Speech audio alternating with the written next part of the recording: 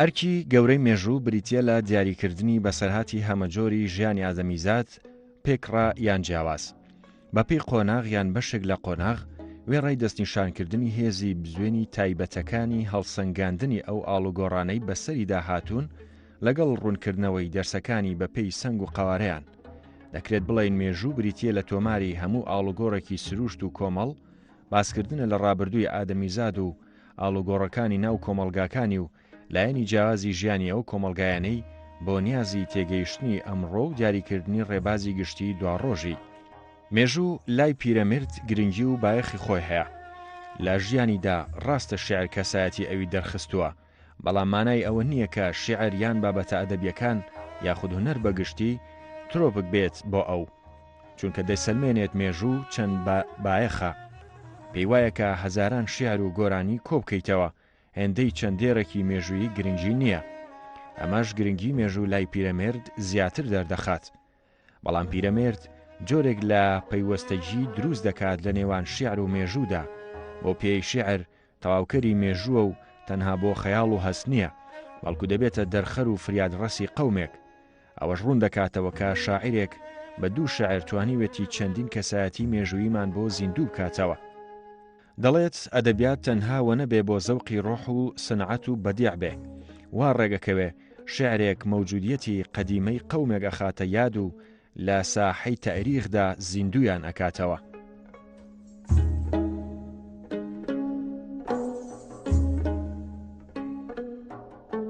پیرەمێرد حاجی توفیق کوڕی مەحموود ئاغا ئەمزاغای مەسرەف خوێندەوار و ڕۆشنبیرێکی دیاری سلێمانیە بە تایبەتی لە نیوەی یەکەمی سەدەی بیستەمە ئەتوانین بڵێن یەکێکە لە ناو ڕەمزە دیارەکانی نەوەی یەکەمی ڕۆشنبیرانی ئێمە ئەگەر بشێ ئێمە ئەو ناوەیان لێ بنین کە لە سەرەتای سەدەی بیستە ئەمانە بە حکمی پەروەردەبوونیان هەم هەوڵی تایبەتی خۆیان و هەم پەروەردەبوون و خوێندنیان لە شوێنێکی پێشکەوتی وەکو ئەستەموڵە ئەمانە دوجار لە بواری جیاجیایە پاشگەڕانەوەیان بۆ کوردستان خزمەتی گەورە گەوریان کردووە. پیرەمێرد بەڕاستی ڕەمزێکە ڕەمزی بە تەنیا شاری سلێمانیە بەڵکو ئی هەموو کوردە چونکە ئەگەر زۆر بەوردی بچینە ناو جیهان بینی و جۆری بیرکردنەوە و تێگەیشتنی پیرەمێرد لە خەڵک لە نەتەوەکەی خۆی لە نیشتیمان لە سروشت لە هەموو شتێک ئەبینین پیرەمێرد ڕۆشنبیرێکی بەڕاستی جددی و چالاک و زۆر جیاوازە لەو ڕۆشنبیرانەیە کە پێی بەوە بردووە ئەرکێکی مێژووی قورسی لەسەر شانە لە قۆناغێکە کە بەڕاستی کوردەواری پێویستی بە خزمەتی کەسانی وەک ئەو هەبووە ئەوانە بەڕاستی کۆمەڵێک نووسەری یەکیەچین هەر یەکەیان لە بوارێکی جیا و هەمووشیان پێکەوە توانین بڵین شتێکی گەورە بناغەیەشی ڕاست و دروست و خاوێنیان بۆ ئێمەدانا و ئەو شتەیە کە ئێستا ئێمە ڕەنگە شانازی پێوە بکەین و پێڵێن ڕۆشنبیری کوردی بەڕاستی بناغە یەکەمین بەردی بناغەکەی ئەوانن ڕاستە پێشتر هەوڵەکانی پێشتریش ڕاستیە بێ بە هەند بگرین بەڵام ئەوان بە شێوەیەکی زۆر زانستی و دڵسۆزانە کارێکی گەورەیان کردو کە ئێمە ئێستا خۆمان بە قەرزارباریان بزانین. دیارە باسکردن لە مێژوو لە فکری و لە تێڕوانینی پیرەمێردەوە گرنگی و بایەخی خۆی هەیە بەداخەوە کە ئەو بابەتە نەبۆتە جێگەی لێکۆڵینەوە و باسکردنی وها کە توێژینەوەی تایبەت و بەدواداچوونەوە بۆ وتارەکانی کەسایەتی پیرەمێرد بکرێ. دیارە پیرەمێرد کە لە ماوەی ژیانیدا لە ساڵی 1960 بۆ 1950 ماوەی ژیانێتی ئەم ماوەیە لە مێژووی جیهان و ڕۆژهەڵات بە تایبەت ماوەیەشی گرنگە ماوەیەشی پڕ گۆڕانکاریە و ئەم گۆڕانکاریە بۆ کوردستان بە تایبەت ڕۆڵی دیاری هەیە و ساڵی 1960 کە پیرەمێر لەدایک بۆ لە ساڵی 1950 ماوەی کۆچکردنیەتی کۆچی دواییەتی ڕووداوەکان زۆرن و گۆڕانکاریەکان زۆرن بەڵام ئەوەی هەیە کە ئەم ماوەیە سەردەمی ڕوخانی ئیمپراتۆرەتە گەورەکان و بەرەو پێشچوونی سەرمایەداری و کرانەوەی بازاڕ و دەرکەوتنی ڕێکخرا و چالاشیە جۆر بە جۆرەکان بوو و هەم دەرکەوتنی دەنگە ناڕازایەتیەکان بوو لە دەنگی نەتەوایەتی کە سەر هەڵدەێنێت لە ژێر دەسەڵاتی دەوڵەتی عوسمانیە کە بۆ خۆی ناڕزایەتێکی گەورە دەکات و لەو ناڕزایەتیانەش دیارە کوردستان و کورد بە تایبەت ڕۆڵی سەرەکی دەگێڕن و ئەم بارودۆخی شپرزەی کە دروستە بێ کاریگەرێکی نێرێنی لەسەر بیری پیرەمێر دروستەکان.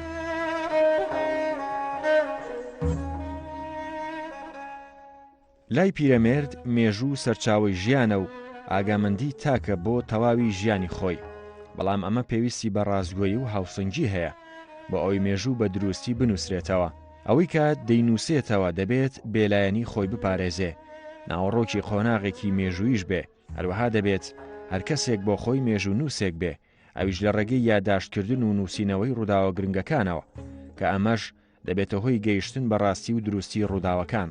پیرەمێرد ئەمە زۆر بەڕوونی باز دەکات و دەڵێت تاریخ قەومێکە ژێنێ لە سەرگوزشتەی دەوروپشتی خۆی ئەگەیەنێ بە شەرگەلێک ئەو ماجارایە لە زمانی خۆیان نووسرا بێ و ئەوی نووسی بێتی تەرەفگیریتیان نەکرد بێ. شەرەفخانی بەدلیسی ئەم هەموو ڕەنجەی داوە ڕابردووی کوردانی نووسیوەتەوە، بەڵام چونکە لە زمانی خۆیدا نەبووە و لە زمانی ئەموو ئەوی بیستووە دڵی پێ ئەو ناخواتەوە. ڕاستی پیرەمێرد ئێمە زیاتر لە لای ئێمە وەکو شاعیرێک ناسراوە، وەکو ڕۆژنامە نووسێک، بەڵام ئەو دنیای ڕۆژنامە نووسی بەڕاستی بۆ تەرخان کرد بۆ حەز و ئارەزووە تایبەتەکانی خۆی لە بواری کولتور و ڕۆشنبیری و نیشاندانی دنیابینی خۆی. هەر ئەو سەردەما ئەبێ ئاماژە بۆ بین کە مەسەلەی مێژوو لە سەرەتای دابەزانی دەوڵەتی عێراقا بۆ کورد زۆر گرنگ بوو. هەر ئەو نەوەیە بەڕاستی ئەرکی سەرشانیان زۆر قورس بوو، چکە و سەردەما ئێمە دەستورێکی نووسراوی زمانی کوردیمان نەبوو، جگە لە شەرەفنامە کەویش بە فارسی نووسرا بوو، ئێمە مێژوویەکی نووسراومان نەبوو، ئەدەبیاتێکی زۆر دەوڵەمەندمان نەبوو، ڕۆژنامەگەریەکی دەوڵەمەندمان نەبوو. ئەم شانە هەووی لە سەرەتایە بوو. ئەوانە وەختێک هەستیان کرد ئەم کەلەبەر و کەم و کوڕیە زۆر گەورانە لە ژیانی کوردەواریە هەیە، ئیتر هەر یەکەیان بە شێوەیەک لە شێوەکان چاشی مەردایەتیان لێ کرد بەلا و هاتن کاریان کرد و بەڕاستی کاری زۆر گەورەیان کرد.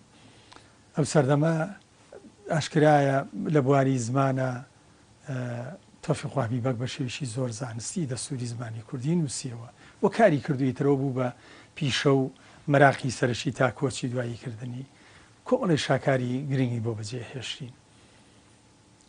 تۆفیق حەبی هەر لە پاڵ بەڕاستی کاری زمانەوانیەکەی زۆر حەزی لە مێژووش کردووە، کۆمەڵی حەزی لە مێژوو و شوێنەواریش کردووە، شوێنەوارناسیش کردووە، کۆمەڵێ بابەتی هەیە کە لەباری مێژووە نرخیان زۆر گرانبەهایە.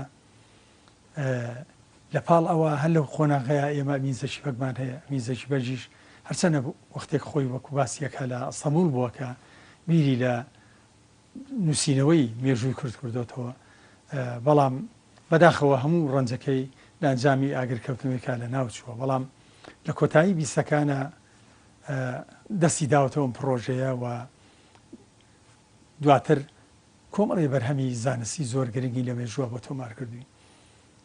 هەرچی پیرەمێردیشە ڕاستی پیرەمێرد لە سەر ڕووپەڕی ڕۆژنامەکەی لەبەرەوە ڕۆژنامەی هەفتانە دەرچووە توانیوەتی چی هەیە لەو ڕۆژنامەیە بینوێنێ. یەکێک لەو بابەتانە کە پیرەمێرد زۆر سەرمەستی بووە مەسەلەی مێژوو بووە، بۆ خۆشی لەبەرەوەی دۆسایەتی و ئاشنایەتیش خۆشی هەبوو لەگەڵ ئەمیزەکی بەگا زۆر زار جوڵانیەتی وهانی داوە بۆەوەی کاری پرسیاری لێ کردووە، هەوڵی داوە زۆر لەو شتانەی لەلای ئەو پرسیار بوون وەڵامەکەی لە ئەمیزەکی وەربگرێتەوە. هەر لەسەر ڕووپەڕی ڕۆژنامەکەی زۆر نامە و نامەکاری لە نێوانیانە هەیە و هەر بەنامەش ئەمیزەشی وەڵامی یاوەتەوە لەسەر زۆر لەو پرسە مێژوویانەکە پیرەمێرد خصوصیەتی بەردەست.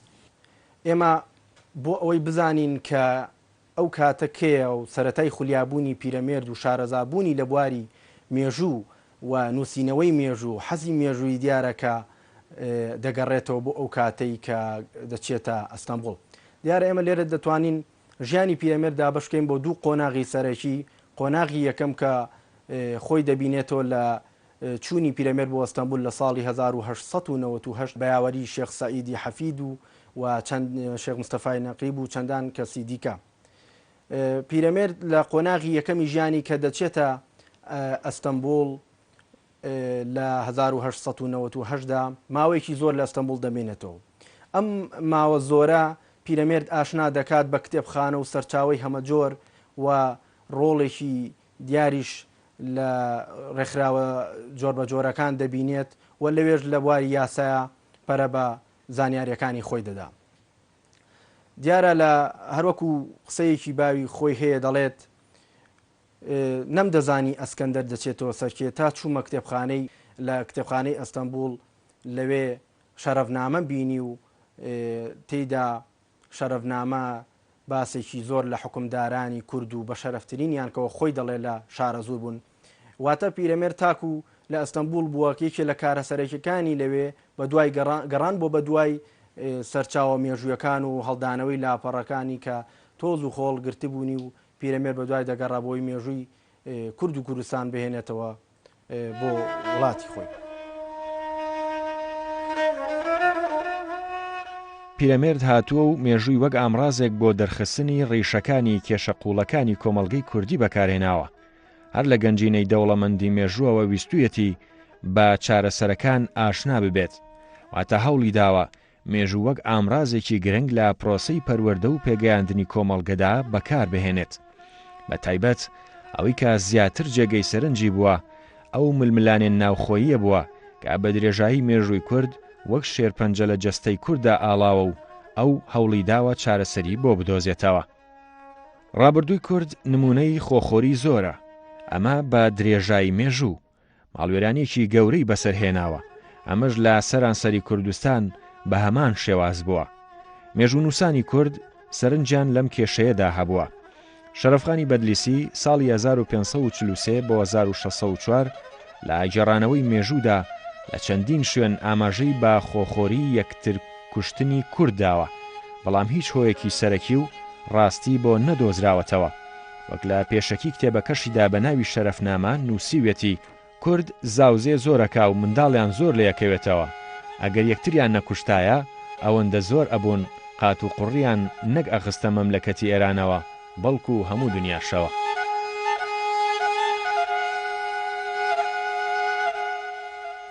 من پێم وایە پیرەمێرد لە ڕێگا ڕۆژنامەکەیەوە خزمەتێکی گەورەی مێژوونووسی کردووە.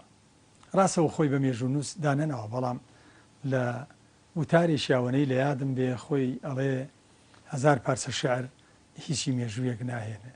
ئەو بەلای ئەوە مێژوو زۆر گرنگ بووە، بۆیە هەوڵی داوە لەم ڕۆوە چی پێکرێ بیکە، چکە ئەو دڵنیام لەو قەنەعەتیا بووە کە هەموو میلەتێ بێ یادەوەریەشێ بێ، مەبەستمەوەی زاکیرەیەشیە بێ. میلەتی بێ یادەوەری میلەتێکی سەرگەردانە و لە ناو مێژووە ناژی. لەبەرەوە هەوڵی داوە بەڕاستی لەو ڕۆ یادەوەریە بۆ کورد دروست بکە و بەتابەتی دەرفەتێکیە بووە کە دەرفەتەکەی ڕۆژنامەکەی بووە. لەوانە بۆ نمونە هەر جگە لە ڕۆژنامەکەیشی سەرەکەی ڕووداوی مێژووی وەکو 12 سوارەی مەریوانە و هاتووە بەنامیلکە بڵاوی کردوتەوە. مەموزین دیسانەوە بۆ خۆی لە تێڕوانینی خۆیەوە جارێکی کە ڕووداوێکی مێژوویی و حکایەتێکی خۆشەویستی نێوان دوو کەسە دیسان ئەوەی بە کتێب بڵاو کردوتەوە. لە پاڵەوەیە زۆر سەرسام بووە بە محموود ئاغای شیوەکەڵ وەکو شخصێتێکی دیاری سەدەی 19 کوردەواری هاتووە لەسەر ئەو پیاسێکی شانۆیی لەسەر نووسیوە کە زۆر گرنگە، ڕەنگە بڵێم بەشێکی بیر و بۆ چوونە کۆمەڵایەتی سیاسی دنیابینەکەی پیرەمێرد لەو پیاسە ڕەنگی یاوەتەوە خۆشبەختانە ئەم ساڵانەی دوایی خوا لێ خۆش و کاک حەمی مەلاکەریم کتێبێکی لەسەر بیر و بۆچوونەکانی پیرەمێرد لەم پیاسە شایانویە بڵاو کردەوە نووسی بەڕاستی کتێبێکی گرانبەهایە و پێی بردووە بە زۆر خاڵی گرنگ لە تێگەیشتن و بیرکردنەوەی پیرەمێردە. قۆناغی دووەمی ژیانی پیرەمێرد کە لە سلێمانی دەست پێ دەکات پیرەمێرد وە نەبێت تەنها لە بواری مێژوویدا کە بۆ خۆی گرنگیەکی زۆری پێداوە بەڵکو هەڵوێستەکانی لەبارەی مێژووی جەنگی دووەمی جیهانیدا ئاماژە پێ دەکات و باسی شەڕ و شۆڕەکان دەکات و هەڵوێستی خۆی بەرامبەر نازی و فاشیست دەخاتە ڕوو. پیرەمێرد کە دەبینێت دەوڵەتی تازەی عێراق دروست بۆ دەڵێ کەدیم دەوڵەتی تازەی شوێن دەوڵەتی عەباسی کەوتمە خولیای لالە عەباسی خەتی حدودم کێشا لە خاکی ڕۆم و عەجەم بەپانی فەیل و ڕۆر زەهاویشمدا بۆ دەم. واتە ئەم هەستە گۆڕانکاریە لە قۆناغی دووەمی ژیانی پیرەمێردا گۆڕانکاریێکی گرنگە و پیرەمێرد لە گرنگی نەتەوەکەیدا هەوڵ دەدات مێژووی وڵاتەکەی بهێنێتەوە یاد. ئەگەر باسی گرنگی مێژوو بکەین لای پیرەمێرد مێژوو چییە لای پیرەمێرد دیارە ئێمە دەڵێن ئەگەر شعر و پەندەکانی پیرەمێرد بۆ خۆی شعر و پەندەکانی پیرەمێرد بۆ خۆی سەرچاوە و توێژی ناو کۆمەلگا بێت و ئێستاش وەکو ئامۆژگاری باسی لێوە بکرێ ئاخۆ دەبێت سەرنجەم مێژوویەکانی پیرەمێرد لەبارەی خودی مێژوویەوە لەبارەی خودی ڕابردووی کوردستانەوە دەبێت چی بێت. دیارە پیرەمێرد سەرجەم ئەو وتارە مێژوویانەی لە ڕۆژنامەی ژیان و ژیندا باس کردووە و گرنگی لایەنە مێژوویەکەی لەوێدا دەردەکەوێت.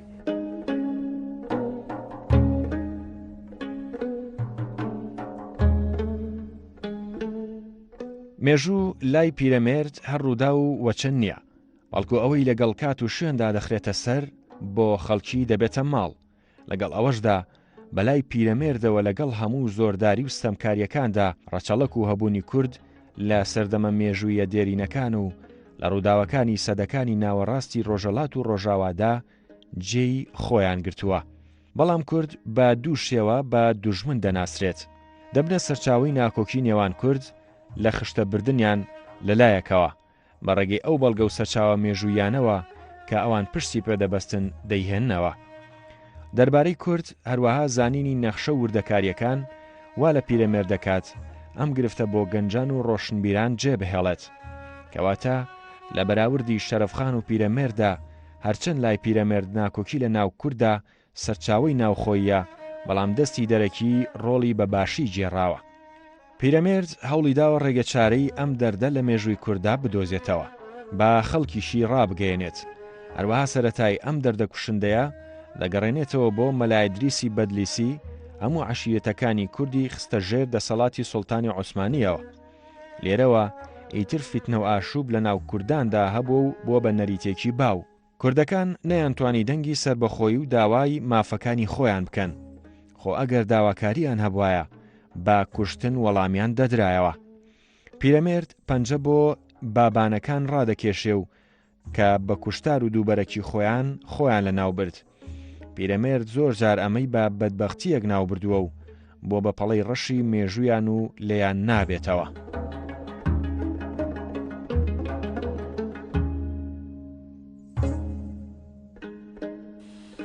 جگەلەوە پیرەمێرد هەوڵی داوە لەسەر لە ڕۆژنامەکەیە بیرەوەریەکانی خۆی تۆمار بکە. هەرچی بیرەوەریەک کە خۆی یاخۆی شاید حاڵ بۆ دیوێتی یاخود بیستوێتی لە باو باپیرانی هەوڵی داوە تۆماری بکە. کۆمەڵی بیرەوەری زۆر گرنگی لەسەر سەردەمی بابانەکان یاخود یا لە زمانی باوکی و ژێڕاوێتەوە بەتابەتی ئینیوەی دووەمی سەدەی 19 بەتابەتی شەڕی ڕووس و عوسمانی کە شێخان و خەڵکی ئەم وڵاتەیەمەش بەشداریان تیا هەبووە. بیرەوەریەکانی بەڕاستی زۆرن بیرەوەری خۆی کە هەمویان قیمەتی مێژووی هەیە. مەسەلەن باسی بەتابەتی و ماوەیە کە پێش چوونە ئەستەمۆڵی لێرە بووە پەیوەندی لەگەڵ کەسە دیارەکانی ئەو زەمانەیە لەوانە بۆ نمونە مەحموود پاشای زاف لە شێخان ینی پیرەمێرد بە حکمیەوەی کەسێکی گەنجێکی وریا و زیتەڵە بۆ زمانی زانیوە هەم عەرەبی و هەم فارسی کە دوو زمانی گرنگ بوون بۆ زەمانە لەبەرەوە زۆر متمانەی پێکراوە. هەمیشە پرچ و ڕاوێژیان پێ کردووە، نامەیان بۆ کاربەدەستان پێنووسیوە. ڕاستی لەبەرەوە بینی زۆر بیرەوەری لەسەر ئەو قۆناغی پێشچوونە ئەسەمولی تایە کە دیسان وەزیفەی هەبووە لە دەشتی شارە زوور، زانیاری گرنگی هەیە. ئەو ماوەیەش کە چۆتە ئەسەمول دیسان بیرەوەریەکانی زۆرن، پەیوەندیەکانی پیرەمێرد تێکەڵی لەگەڵ کەسە دیارەکانی ئەو سەردەمەی کوردەواری کە لە ئەسەموڵا ژیاون کە کوردی زۆربەی پارچەکان بوونی تر هەر لە سعید پاشای خەندانەوە بیگرە بۆ سعید نورسی و زۆر لەو کەسە دیارانە تێکەڵی ئەو دیسان لەگەڵ ئەدیب و نووسەر و ڕۆژنامەسەکانی ئەو سەردەمەی تورکیا بە تایبەتی تورکەکان کە دیارە نیزیشی زۆر لەو ئەدیبە گەورانە بۆ تێکەڵیان بۆ لە نزیکەوە. ئەم بیرەوەریانەی بۆ خۆی لەباری مێژوویە زۆر گرنگە، هەم بۆ ژیانی خۆی و هەم بۆ مێژووی کورد بەگشتی. لەبەرەوە ئەبینین پیرەمێرد زۆر بایەخی بەڕاستی لە ڕۆژنامەکەی زۆر بایەخی بە مێژوویە و هەوڵی داوە زۆرێک لە هۆشیاری مێژوو دۆستی یاخود مێژوو نووسی لە لای خوێنەواری کورد بڵاو بکاتەوە. دیارە پیرەمێرد ئەوەندەی بە لایەنە ئەدەبی و شعرەکەی ناسراوە هێندە بەلایانی بەسەلەی مێژووی نەناسراوە. ئەگەر ئێمە نووسینەکانی پیرەمێرد هەڵبدەینەوە دەبینین پیرەمێرد زۆر بە ئاشکرا باسی گرنگی مێژوو دەکات. لە یەکێک لە دەقەکانی دەڵێ 100,000 شعر و گۆرانی پارچەیەک تەریخ نایەنێت. ئەمە گرنگی مێژوو لای پیرەمێرد دەردەخا کە تۆ 100,000 شعر و گۆرانی کۆکەرەوە توانای دەقێکی مێژووی نییە. و نەبێ پیرەمێرد لەم لایەنەوە پەیوەستدەگیەکی بەهێز دروستەکە لە نێوان شعر و مێژوودا. ئەڵێ شعر هەیە کە مێژووی چەند ساڵەی وڵاتێک کەسایەتیەک دەخاتەوە ڕوو لە ساحەی تاریخا زوونیان نەکاتەوە. واتە پیرەمێرد هەم شعر و هەم مێژوو دەکاتە یەکەی باسکردنەکانی ڕابردووی هەر میلەت و هەر کەسایەتیەک. لە مەسەلەی دواتریژە مێژوو لای پیرەمێرد سەرچاوی ژیانە. مێژوو ئاگامەندی تاکە بۆ تەواوی دەوروبەری خۆی. پیرەمێرد زۆر گرنگی بە مێژوو دەدات، پێی وایە زانستێکی سربەخۆیە جیاوازە لە تەواوی زانستەکانی دیکە و ئەو کەسێک کە مێژوو دەنووسێتەوە پێویستە لایەنداری تێدا نەکات و بە شێوازێک بینوسێتەوە کە وەکو خۆی بە شێوازی زانستی بنووسرێتەوە. و دەڵێت پێویستە مێژوو پەلەی تێدا بکرێت لە نووسینەوەیدا، چونکە ئەگەر پەلە نەکرێت لە نووسینی مێژووە ژەنگ دەیگرێت و دواتر هەر کەسە و بە شێواجی هەمەجۆر باسی ئەو مێژووە دەکات. لە باسکردنی مێژوودا پیرەمێرد وتمان کە بە سەرچاوی ژیانی دادەنێت.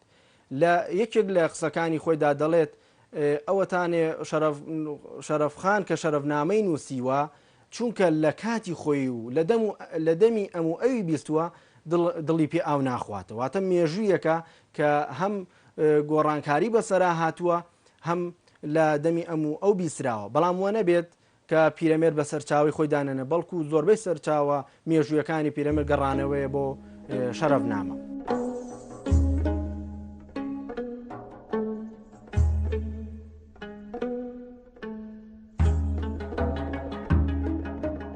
پیرەمێرد چارەسەرێکی بنەڕەتی دەستنیشان دەکات. مێژوو لەو ڕوانگەیەوە بۆ کورد پەڵەیەکی ڕەشە و لێی جودا نابێتەوە، ئەویش زمانی کوردیە، ئاتا زمانێکی یەکگرتوو لە سەر تاسەری کوردستاندا. ئەوەش دەڵێت کە زمانی کوردی بەراورد بە زمانی عەرەبی زۆر بەهێزترە، خاوەنی فەڕەنگێکی دەوڵەمەندیشە. لە ئەنجامدا ئەوە ڕوون دەکاتەوە کە هەتاوەکو لە بنج و بناوانی زمانی کوردی خۆمان تێنەگەین ناتوانین دەنگمان لە ناوچە هەرێمایەتیەکان هەبێت، توانای وتنی ڕابردووی خۆشمان هەبێت. باخوێندنەوەی مێژوو لای پیرەمێرد ئەوەی لاگەڵاڵە بووە کە کورد پیاوی ئازا و کەسایەتی مێژووی دیاری هەبووە، بەڵام دەردێک لە کەسایەتی کورد لە ناو مێژوودا چارەسەر نەکرێ، ئەوەیە کە هەر کات تاکی کورد ببێتە خاوەن دەسەڵات و پێگەی بەرزی هەبێت، ئیتر کەس لە سەروی خۆیەوە نابینێت. هەموو کەس وەک کۆیلە و نۆکەری خۆی سیر دەکات. نمونەی ئەم کەسانەش کۆتاییان ڕوونە کە ئەنجامی باش نابێت. لەگەڵ هەموو ئەو پیاوماقۆڵەی لە ناو کورداندا هەبووە، بەڵام خوێندەواریان تێدا نەبووە. بگرە لەسەر ئاژاوە، کێشە و ملکەچکردنی یەکتر لەسەر گیسکێ شەڕیان کردووە. 7 کەسیان تێدا بە کوش داوە. بۆ سەلماندنی بیر و بۆچوونی پیرەمێرد تەنانەت ئەمین زەگی بەگەیش ڕای وایە کە هۆی لاوازبوون و تێکشکانی کورد دەگەڕێتەوە بۆ ئیرەی و حەسوودی و ڕق و کینە. مێژووش وەک ئاوێنەیەکی عیبرەت وایە هەموو کەس دەبێت پەندی لێوەربگرێت.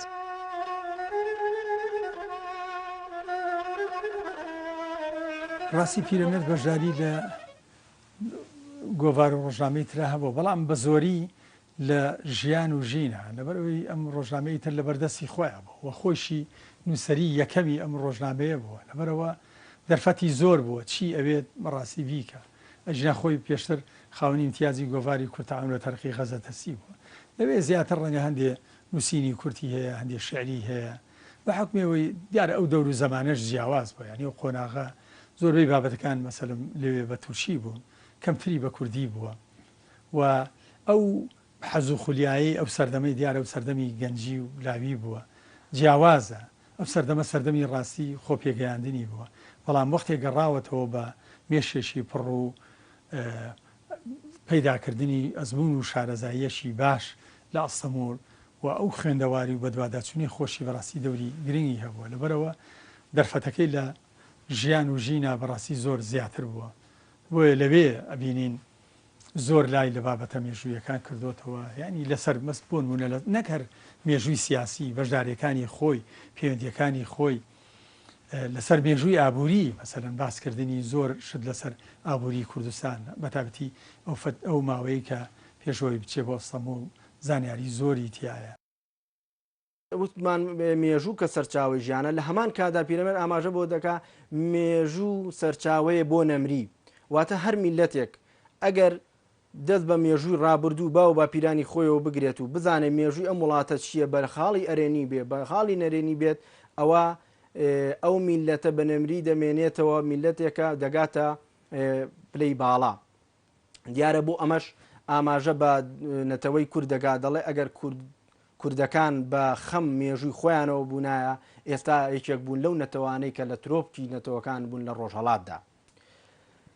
دیارە باسکردن لە مێژوو لای پیرەمێرد وەکو گرنگی مێژوو زۆر ئاماژە بە گرنگی مێژووەدا لە نووسینەکانیدا و لە دوجاردا پیرەمێرد دەقێکی زۆر گرنگی لە هەموو ئەو زنجیرە وتارانەی بڵاوی کرۆتەوە بە ناوی تاریخ خۆشخە نابێت لە بیرمان بچێکە یەکێک لە هەرە سەرەکیترین گرنگەکانی مێژوو لای پیرەمێرد ئەو زنجیرە وتارێ بە ناوی تاریخ خۆشخاز لە ڕۆژنامەی ژیان و ژین بە زنجیرە وتارێک بڵاوی کرۆتەوە.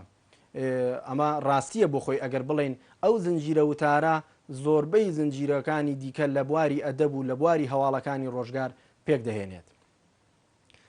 لە ناو باسکردنی مێژوودا پیرەمێرد دەستەواژەیەک زۆر بەکارێن لە تاریخ عیبارەتە لە تەکەڕۆر، واتە مێژوو بەردەوام دووبارەیە لای پیرەمێرد. کەسایەتیەکانی وەک ناپلیۆن لە کۆندا وەک ئاتێلا و سەرجەم ئەو کەسایەتیانە دیارەکە داهاتوو و ئەنجامەکەشیان هەر یەک ئەنجام بووە، ئەوەی کە بە زۆرداری دەستی پێکرد بێ هەر بە داهاتوەکەی دیار بووە کە چۆن بوو.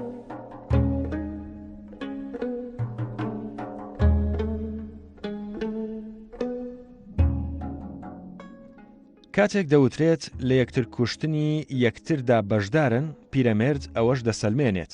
هیچ کات بێگانە و دەسەڵاتی دەرەکی توانی بێتی عشیرەتێکی کورد لە ناو ببات، مەگەر دووبارەکی و یەکتر کوشتنی کورد نەبێت. خۆیان لە ناو بردووە، بۆ ئەوەش نمونەی عشیرەتی هەمەوەند باز دەکات لە ئازایەتی و ژەنگاوەری بێوێ نەبووە. عوسمانی و سەفەویش نەیانتوانیوە لە خشتەی ببەن، بەڵام بەهۆی ناکۆکی جافەکان کە نزیک بووە ئەحمەد پاشای بابان هەمویان لە ناو ببات.